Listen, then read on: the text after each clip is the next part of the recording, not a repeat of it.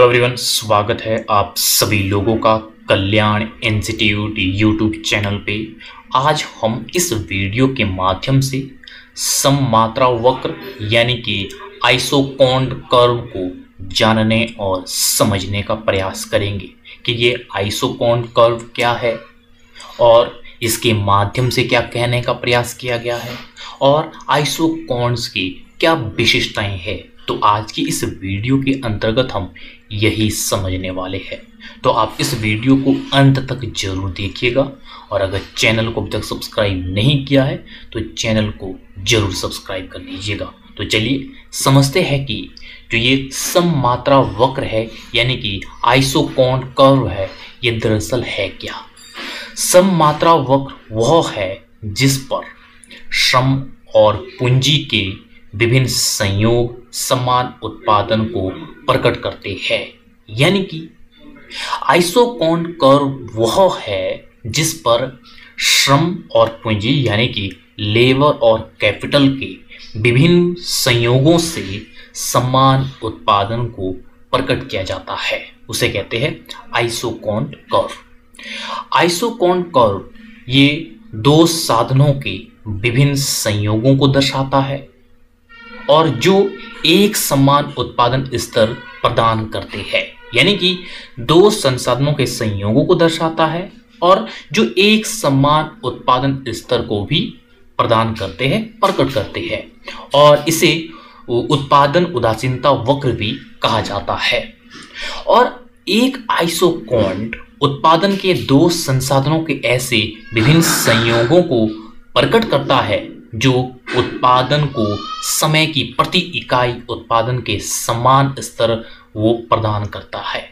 तो यानी कि आइसोकॉन्ड किस तरह से दो संसाधनों के ऐसे विभिन्न संयोगों को प्रकट करता है जो उत्पादन को समय के साथ किस तरह से वो समान उत्पादन प्रदान करे, तो उस तरह से ये आइसोकॉन्ड के माध्यम से प्रदर्शित किया जाता है।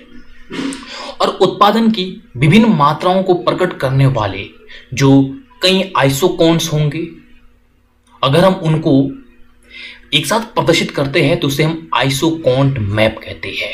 यानी कि उत्पादन के विभिन्न मात्राओं को प्रकट करने वाले आइसोकॉन्ड्स को अगर हम देखें तो उसे हम आइसोकॉन्ड मैप कहते हैं, क्योंकि इसके माध्यम से उत्पादन के विभिन्न मात्राओं को प्रकट किया जा रहा है, तो इसीलिए इसे आइसोकॉन्ड मैप कहते हैं। तो इस तरह से यह है आइसोकॉन्ड, जो ये बताता है कि दो संसाधनों के विभिन्न संयोग और उसके माध्यम से किस तरह से समान उत्पादन स्तर को प्रकट किया जाता है और किस तरह से यहां पे जो कई तरह की कई मात्राओं को जब अगर हम आइसोकॉन्ड के माध्यम से प्रदर्शित करते हैं तो उसे आइसोकॉन्ड मैप कहते हैं। जब हम उत्पादन की विभिन्न मात्राओं को आइसोकॉन्ड्स के माध्यम से कई प्रकार के आइसोकॉन्ड्स के माध्यम से हम प्रदर्शित करते हैं। इसी कुछ मान्यताएं हैं जिसमें कि इसमें बताया गया है कि उत्पादन के केवल दो साधन है, जैसा हमने समझा कि लेबर और कैपिटल है, इनके माध्यम से उत्पादन किया जाता है। जो टेक्नोलॉजी है, जो तकनीक है, वो स्थिर है। यहाँ पे जो टेक्नोलॉजी का ज्ञान है वो बिल्कुल स्थिर है, उसमें कोई चेंजेज नहीं होगा। तो इस तरह से ये कुछ मान्यताएं हैं। अब हम आइसोकॉन्ड्स की विशेषताओं को समझ लेते हैं कि क्या विशेषताएं हैं आइसोकॉन्ड्स की। सबसे पहली विशेषता है आइसोकॉन्ड्स कर्व, ये इसका जो ढाल है वो नकारात्मक होगा, यानी कि नेगेटिव होगा और नीचे की ओर झुका हुआ होगा। क्यों होगा? ये इसलिए होगा क्योंकि यदि हम एक साधन के प्रयोग को यहाँ पे बढ़ाएंगे तो हमें दूसरे साधन के प्रयोग में हमें कमी करनी पड़ेगी। यानी कि अगर हम उत्पादन को बढ़ाते हैं, उसमें श्रम और पूंजी यानी कि लेबर एंड कैपिटल लगे हुए हैं। अगर हम एक संसाधन की मात्रा को बढ़ाएंगे तो ऐसे में क्या करना पड़ेगा? दूसरे साधन की मात्रा को कम करना पड़ेगा।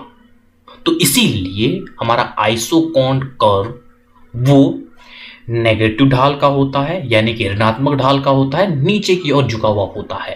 तो इस तरह से यहाँ पे समान उत्पादन स्तर को प्राप्त करने के लिए हम अगर एक संसाधन के प्रयोग को बढ़ाने लगते हैं तो हमें स्वतः ही दूसरे संसाधन की मात्रा को कम करना होता है, और इसीलिए हमारा आइसोकॉन्स वो नेगेटिव ढाल का नीचे की ओर झुका हुआ होगा। और अगली जो विशेषता है वो है जितना उच्च आइसोकॉन्स होगा तो उत्पादन के उतने ही उच्च स्तर को वो दर्शाएगा। यानी कि ये आइसोकॉन्ट अगर होगा, एक आइसोकॉन्ट ये होगा, एक आइसोकॉन्ट ये, एक आइसोकॉन्ट ये, तो जितना ऊंचा आइसोकॉन्ट होगा वो उतने ही ऊंचे उत्पादन स्तर को दर्शाता है। और अगली विशेषता है दो आइसोकॉन्ट कभी भी एक दूसरे को वो नहीं काटेंगे। ये कभी भी दो जो आइसोकॉन्ट है वो एक दूसरे को नहीं काटेंगे, तो ये महत्वपूर्ण विशेषता है। और अगली विशेषता है आइसोकॉन्ट कर्व ये कभी भी ना ही एक्स अक्ष ना ही वाई अक्ष, इन दोनों को वो स्पष्ट नहीं करते हैं।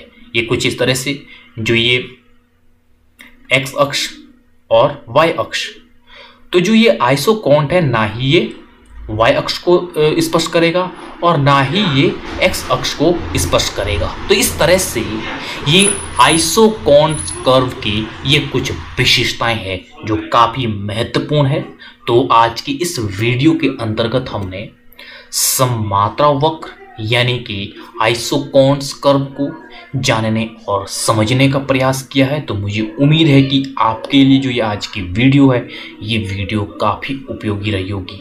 और अगर चैनल को अभी तक सब्सक्राइब नहीं किया है तो चैनल को जरूर सब्सक्राइब कर दीजिएगा और मुझे दीजिएगा इजाज़त। और आप सभी लोगों का बहुत बहुत शुक्रिया।